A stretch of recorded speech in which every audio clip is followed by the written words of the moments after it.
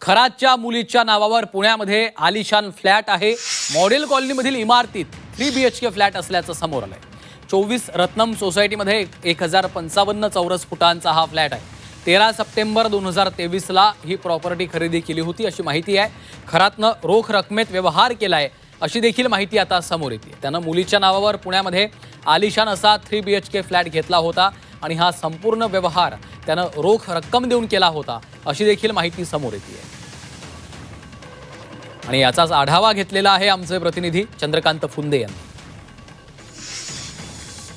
विनरचा विकृत कॅप्टन याच्या लीलात आता उभ्या जगाला माहीत झालेले आहेत त्याचे सगळे कृत्यांमुळे। पण त्याची प्रॉपर्टी कुठं कुठे याचा शोध घेत असताना आम्ही इकडे पुण्यात आलो असतं। म्हणजे तिकडे नाशिक नगरमध्ये तर आहेच आहे, पण इकडे पुण्यामध्ये त्याची प्रॉपर्टी आढळून आलेली। आत्ता आपण पुण्यातल्या मॉडेल कॉलनीसारख्या एकदम हाय प्रोफाईल सोसायटीत आहोत।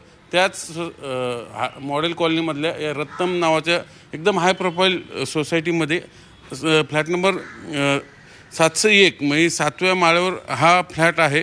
हा अशोक खरातच्या मुलीच्या नावाचा फ्लॅट आहे।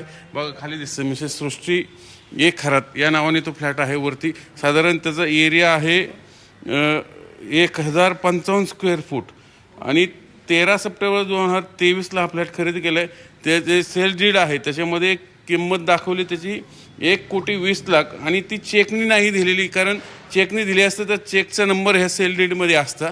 म्हणजेच याचा अर्थ हा फ्लॅट कॅशनी घेतल्याचं अगदी स्पष्ट होतंय। अशा पद्धतीने खराच्या प्रॉपर्टी आहेत, ऑन रेकॉर्ड प्रॉपर्टी, बेनामी किती माहीत नाही, अशा अनेक ठिकाणी कोरेगाव पार्कला इकडे तिकडे, कारण तो जो CA भोपळे नावाचं बोललं जातं तोही त्याच भागातला आहे, त्याचे अनेक तिकडे प्रॉपर्टी। मग त्याचा आणि त्याचा काही आर्थिक संबंध आहे का? त्या अर्थात त्यांनी ते सगळे आरोप नाकारलेले आहेत।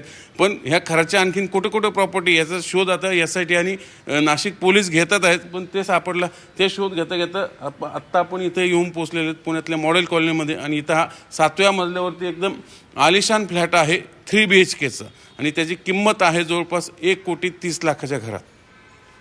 व्हिडिओ जर्नलिस्ट नितीन सांडबोरसह चंद्रकांत फुंदे, झी मीडिया, पुणे।